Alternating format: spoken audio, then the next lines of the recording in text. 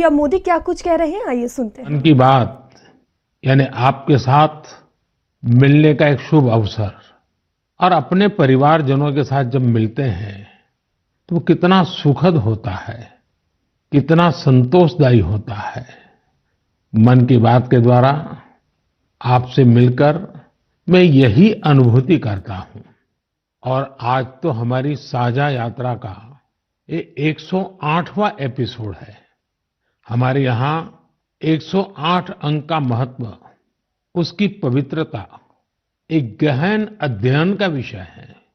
माला में 108 मन के, 108 बार जप, 108 दिव्य क्षेत्र, मंदिरों में 108 सीढ़ियां, 108 घंटियां, 108 का ये अंक असीम आस्था से जुड़ा हुआ है। इसलिए मन की बात का 108वां एपिसोड मेरे लिए और खास हो गया है। इन 108 एपिसोड्स में हमने जन भागीदारी के कितने ही उदाहरण देखे हैं, उनसे प्रेरणा पाई है। अब इस पड़ाव पर पहुंचने के बाद हमें नए सिरे से नई ऊर्जा के साथ और तेज गति से बढ़ने का संकल्प लेना है। और ये कितना सुखद संयोग है कि कल का सूर्योदय 2024 का प्रथम सूर्योदय होगा। हम वर्ष 2024 में प्रवेश कर चुके होंगे। आप सभी को 2024 की बहुत बहुत शुभकामनाएं। साथियों, मन की बात सुनने वाले कई लोगों ने मुझे पत्र लिखकर अपने यादगार पल साझा किए हैं। ये 140 करोड़ भारतीयों की ताकत है कि इस वर्ष हमारे देश ने कई विशेष उपलब्धियां हासिल की है। इसी साल नारी शक्ति वंदन अधिनियम पास हुआ, जिसकी प्रतीक्षा बरसों से थी। बहुत सारे लोगों ने पत्र लिखकर भारत के 5वीं सबसे बड़ी अर्थव्यवस्था बनने पर खुशी जाहिर की। अनेक लोगों ने मुझे G20 समिट की सफलता याद दिलाई। साथियों, आज भारत का कोना कोना आत्मविश्वास से भरा हुआ है। विकसित भारत की भावना से, आत्मनिर्भरता की भावना से ओतप्रोत है। 2024 में भी हमें इसी भावना और मोमेंटम को बनाए रखना है। दिवाली पर रिकॉर्ड कारोबार ने ये साबित किया कि हर भारतीय वोकल फॉर लोकल के मंत्र को महत्व दे रहा है। साथियों, आज भी कई लोग मुझे चंद्रयान-3 की सफलता को लेकर संदेश भेजते रहे हैं। मुझे विश्वास है कि मेरी तरह आप भी हमारे वैज्ञानिकों और विशेषकर महिला वैज्ञानिकों को लेकर गर्व का अनुभव करते होंगे। साथियों, जब नाटू नाटू को ऑस्कर मिला तो पूरा देश खुशी से झूम उठा। द एलिफेंट विस्परर्स को सम्मान की बात जब सुनी तो कौन खुश नहीं हुआ।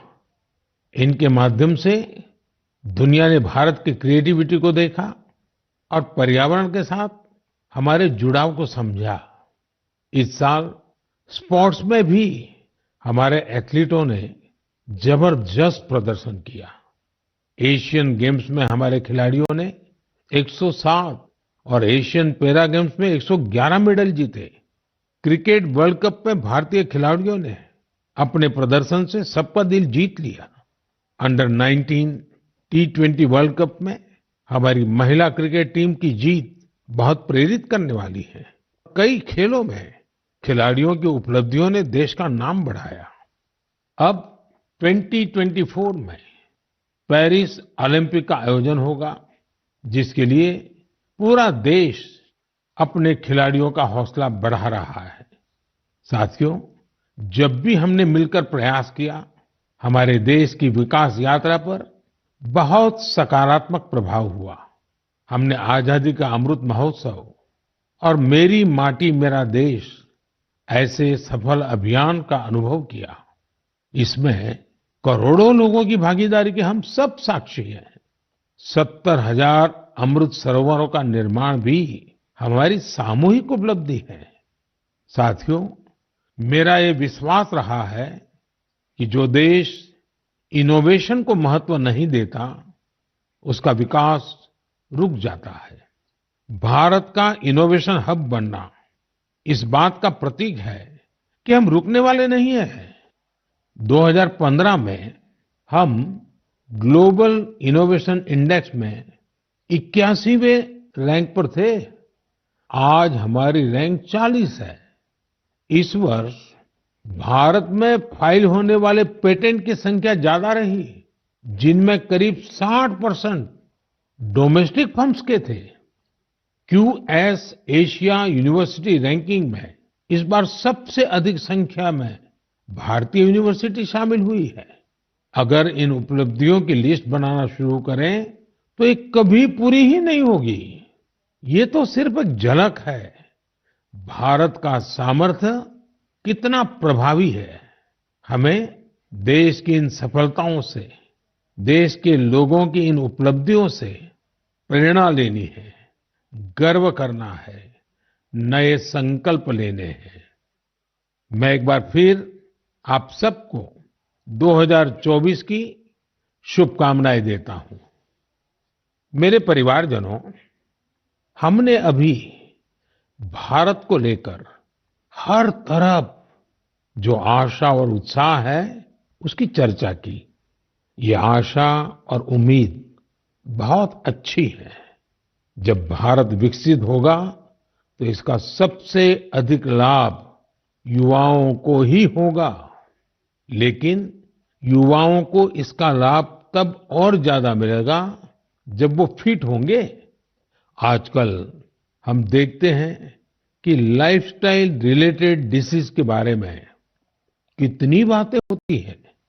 ये हम सभी के लिए, खासकर युवाओं के लिए ज्यादा चिंता की बात है। इस मन की बात के लिए मैंने आप सभी से फिट इंडिया से जुड़े इनपुट भेजने का आग्रह किया था। आप लोगों ने जो रिस्पांस दिया, उसने मुझे उत्साह से भर दिया है। नमो ऐप पर बड़ी संख्या में मुझे स्टार्टअप्स ने भी अपने सुझाव भेजे हैं।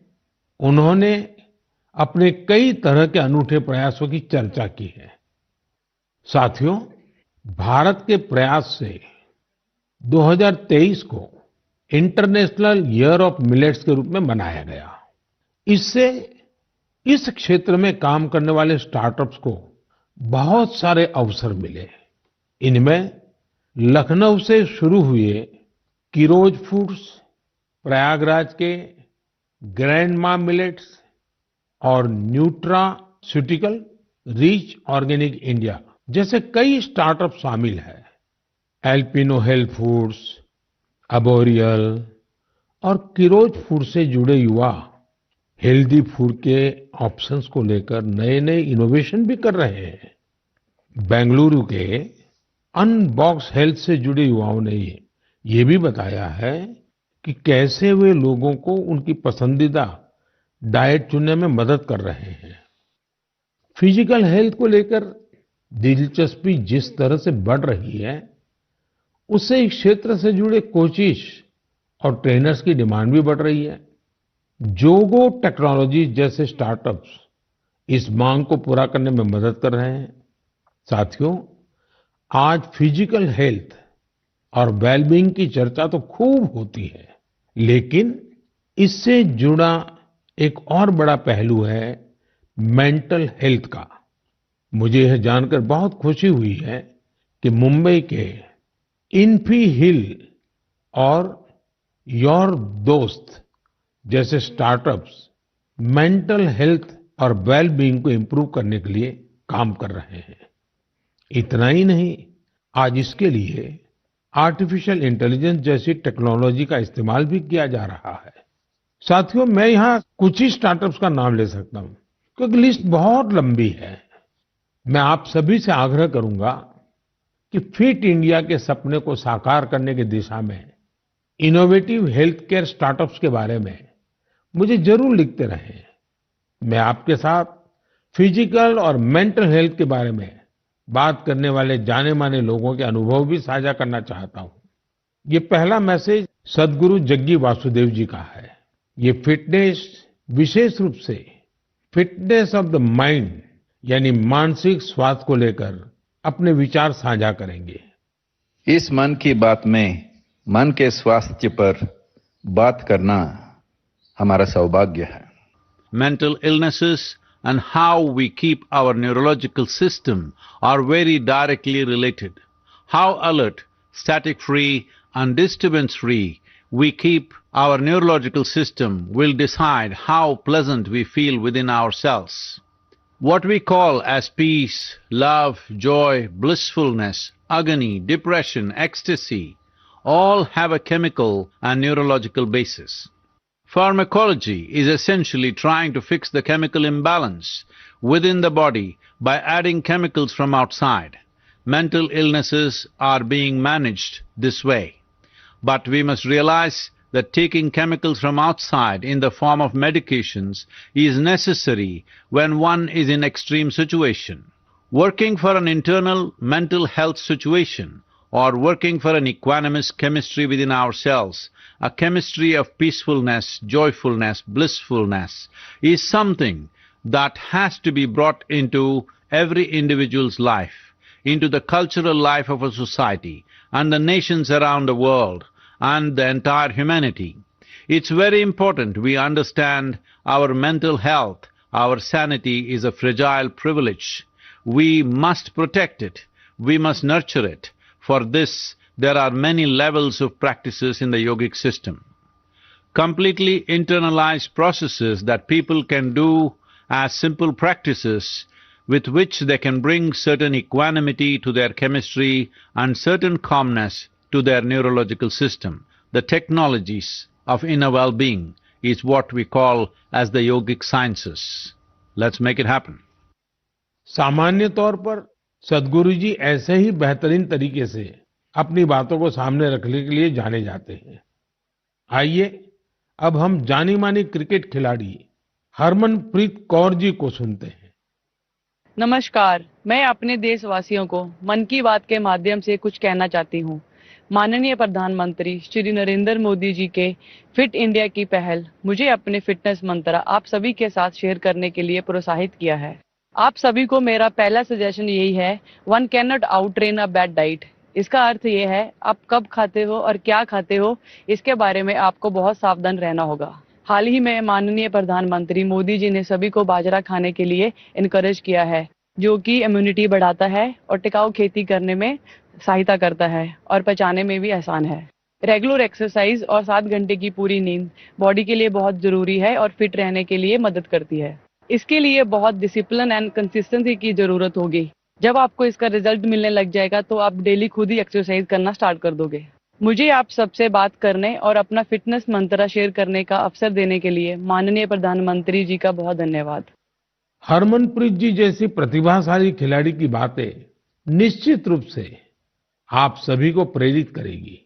आइए ग्रैंड मास्टर विश्वनाथन आनंद जी को सुने। हम सभी जानते हैं कि उनके खेल शतरंज के लिए मेंटल फिटनेस का कितना महत्व है। Namaste. I'm Vishwanathan Anand. You have seen me play chess, and very often I'm asked, what is your fitness routine? Now, chess requires a lot of focus and patience. So I do the following, which keeps me fit and agile. I do yoga 2 times a week. I do cardio 2 times a week. And 2 times a week, I focus on flexibility, stretching, weight training, and I tend to take 1 day off per week. All of these are very important for chess. You need to have the stamina to last 6 or 7 hours of intense mental effort, but you also need to be flexible to be able to sit comfortably, and the ability to regulate your breath to calm down is helpful when you want to focus on some problem, which is usually a chess game. My fitness tip to all Man Ki Baat listeners would be to keep calm and focus on the task at hand. The best fitness tip, for me, absolutely the most important fitness tip, is to get a good night's sleep. Do not start sleeping for 4 and 5 hours a night. I think 7 or 8 is an absolute minimum. So we should try as hard as possible to get a good night's sleep, because that is when the next day you're able to get through the day in calm fashion. You don't make impulsive decisions. You're in control of your emotions. For me, sleep is the most important fitness tip. आइए अब अक्षय कुमार जी को सुनते हैं। नमस्कार, मैं हूं अक्षय कुमार। सबसे पहले तो मैं हमारे आदरणीय प्रधानमंत्री जी का बहुत शुक्रिया करता हूं कि उनके मन की बात में मुझे भी अपने मन की बात आपको कह पाने का एक छोटा सा मौका मिला। आप लोग जानते हैं कि मैं फिटनेस के लिए जितना पैशनेट हूं, उससे भी कई ज्यादा पैशनेट हूं नेचुरल तरीके से फिट रहने के लिए। मुझे ना ये फैंसी जिम से ज्यादा पसंद है बाहर स्विमिंग करना, बैडमिंटन खेलना, सीढ़ियां चढ़ना, मुद्गर से कसरत करना, अच्छा हेल्दी खाना खाना। जैसे मेरा ये मानना है कि शुद्ध घी अगर सही मात्रा में खाया जाए तो हमें फायदा करता है, लेकिन मैं देखता हूं कि बहुत से यंग लड़के लड़कियां इस वजह से घी नहीं खाते कि कहीं वो मोटे ना हो जाए। बहुत जरूरी है कि हम ये समझे कि क्या हमारी फिटनेस के लिए अच्छा है और क्या बुरा है। डॉक्टर्स की सलाह से आप अपना लाइफस्टाइल बदलो, ना कि किसी फिल्म स्टार की बॉडी देखकर। एक्टर स्क्रीन पे जैसे दिखते हैं वैसे तो कई बार होते भी नहीं है।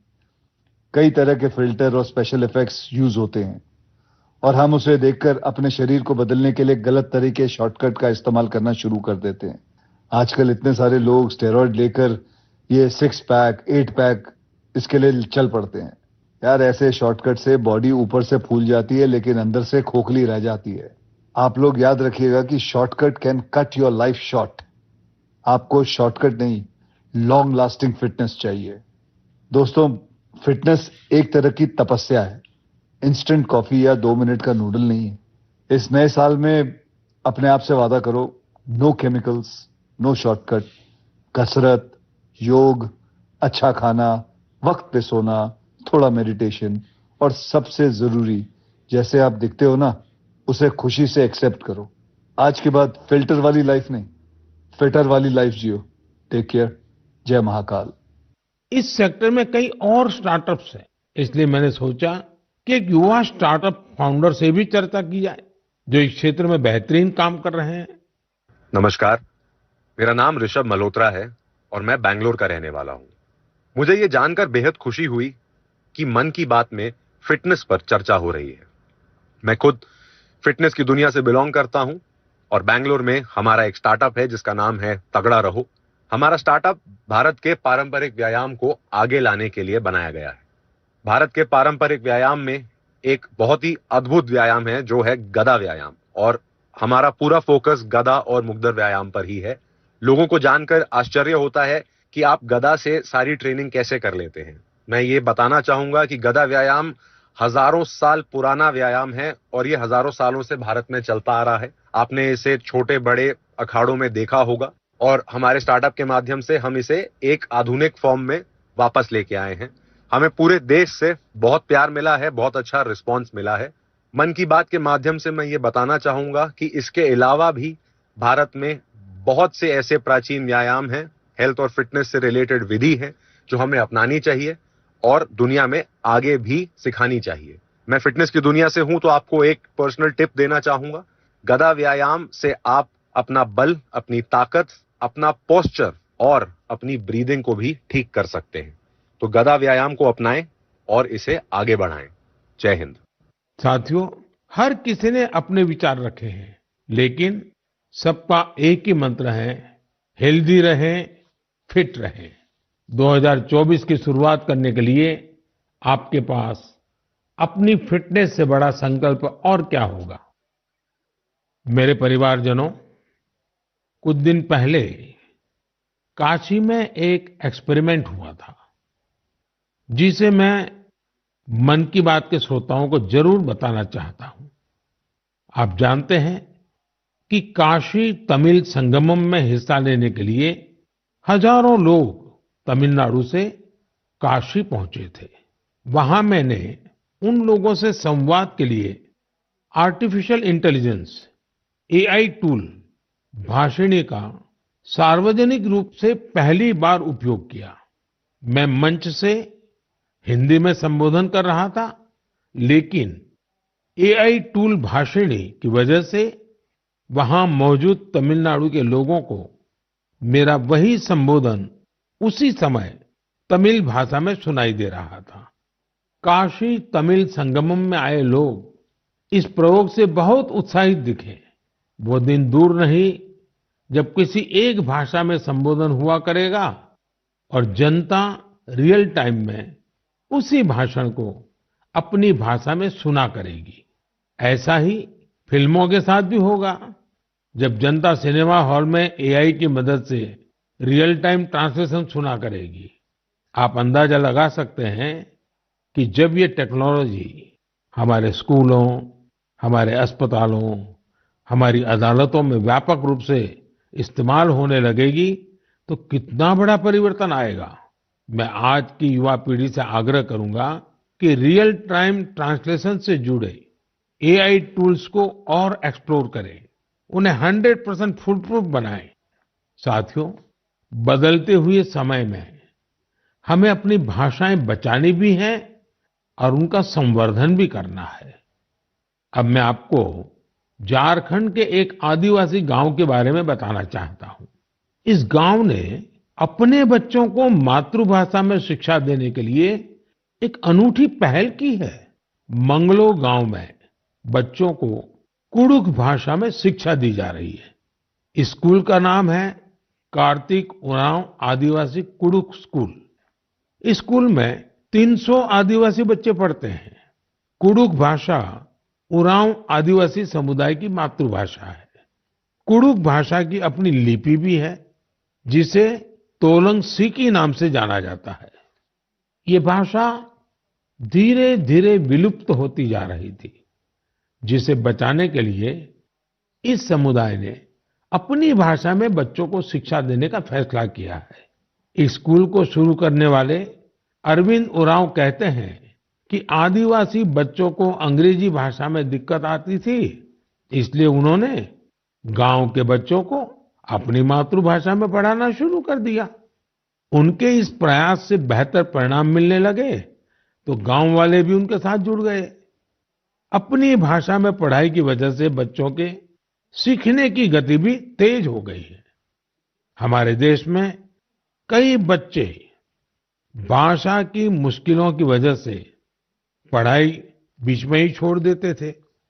ऐसी परेशानियों को दूर करने में नई राष्ट्रीय शिक्षा नीति से भी मदद मिल रही है। हमारा प्रयास है कि भाषा किसी भी बच्चे की शिक्षा और प्रगति में बाधा नहीं बननी चाहिए।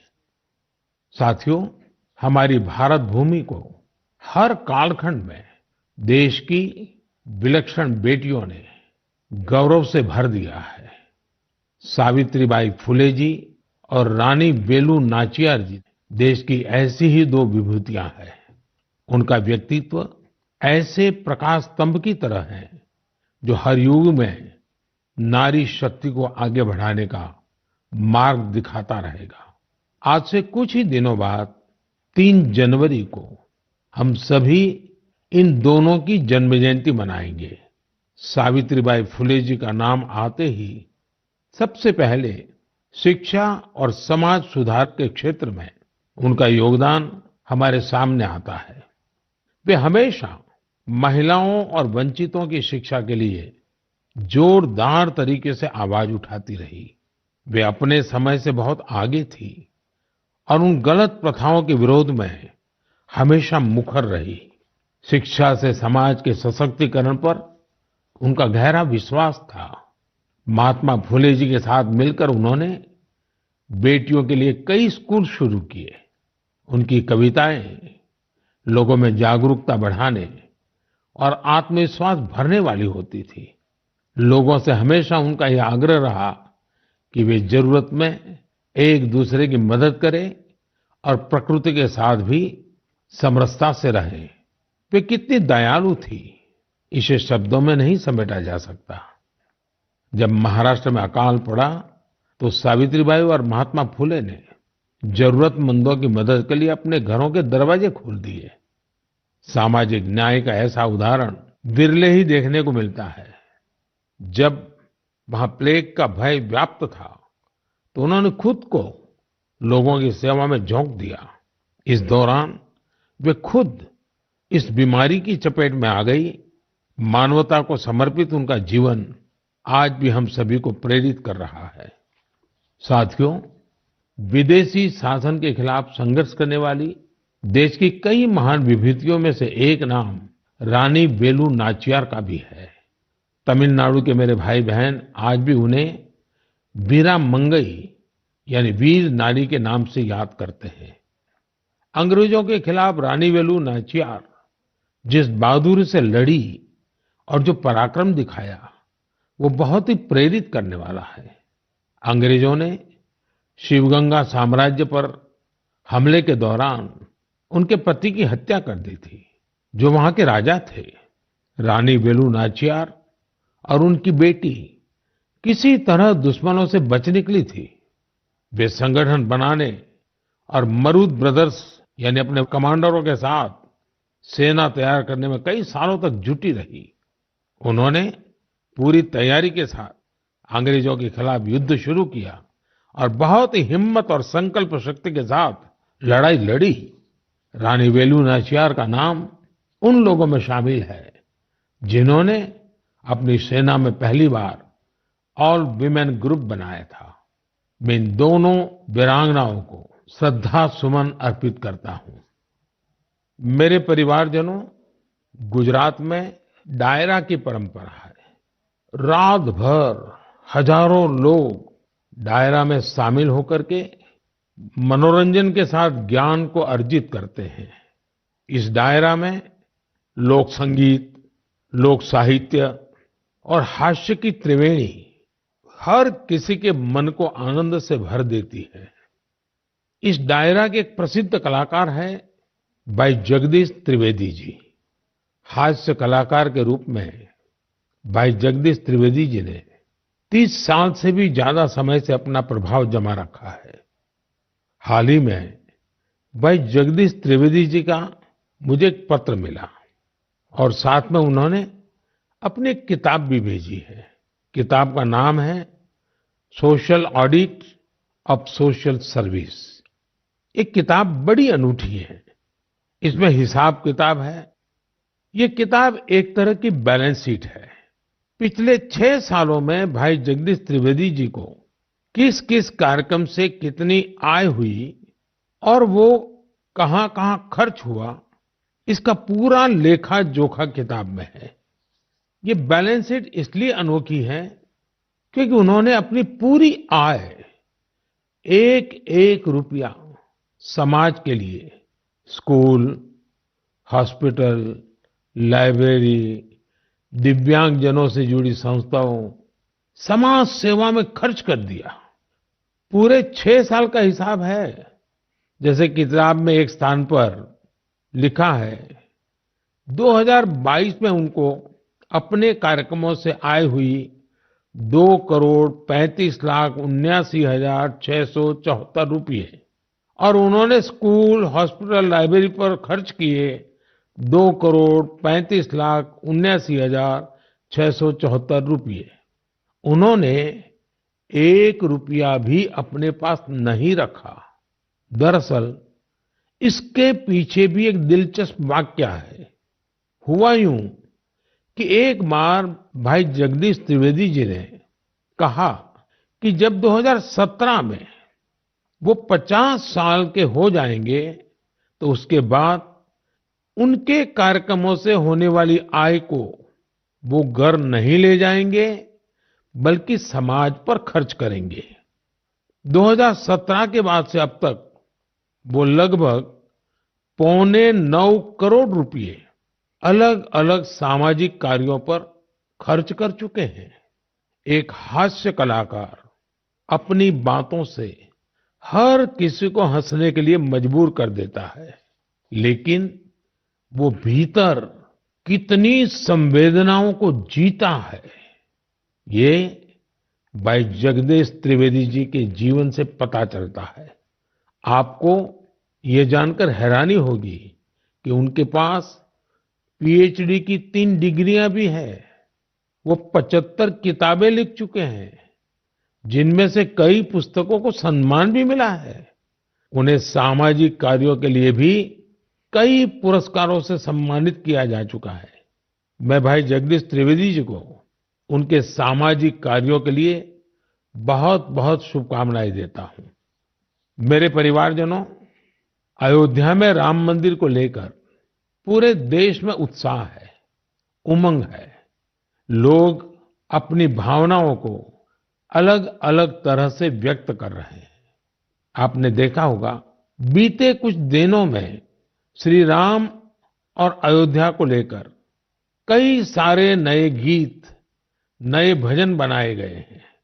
बहुत से लोग नई कविताएं भी लिख रहे हैं। इसमें बड़े बड़े अनुभवी कलाकार भी हैं, तो नए उभरते युवा साथियों ने भी मन को मोह लेने वाले भजनों की रचना की है। कुछ गीतों और भजनों को तो मैंने भी अपने सोशल मीडिया पर शेयर किया है। ऐसा लगता है कि कला जगत अपनी अनूठी शैली में इस ऐतिहासिक क्षण का सहभागी बन रहा है। मेरे मन में एक बात आ रही है कि क्या हम सभी लोग ऐसी सारी रचनाओं को एक कॉमन हैशटैग के साथ शेयर करें। मेरा आपसे अनुरोध है कि हैशटैग श्री राम भजन के साथ आप अपनी रचनाओं को सोशल मीडिया पर शेयर करें। ये संकलन भावों का, भक्ति का ऐसा प्रवाह बनेगा जिसमें हर कोई राममय हो जाएगा। मेरे प्यारे देशवासियों, आज मन की बात में मेरे साथ बस इतना ही। 2024 अब कुछ ही घंटे दूर है। भारत की उपलब्धियां हर भारतवासी की उपलब्धि है। हमें पंच प्राणों का ध्यान रखते हुए भारत के विकास के लिए निरंतर जुटे रहना है। हम कोई भी काम करें, कोई भी फैसला लें, हमारी सबसे पहली कसौटी यही होनी चाहिए कि इससे देश को क्या मिलेगा, इससे देश का क्या लाभ होगा। राष्ट्र प्रथम, नेशन फर्स्ट, इससे बड़ा कोई मंत्र नहीं। इसी मंत्र पर चलते हुए हम भारतीय अपने देश को विकसित बनाएंगे, आत्मनिर्भर बनाएंगे। आप सभी 2024 में सफलताओं की नई ऊंचाई पर पहुंचे। आप सभी स्वस्थ रहें, फिट रहें, खूब आनंद से रहें, मेरी यही प्रार्थना है। 2024 में हम फिर एक बार देश के लोगों की नई उपलब्धियों पर चर्चा करेंगे। बहुत बहुत धन्यवाद।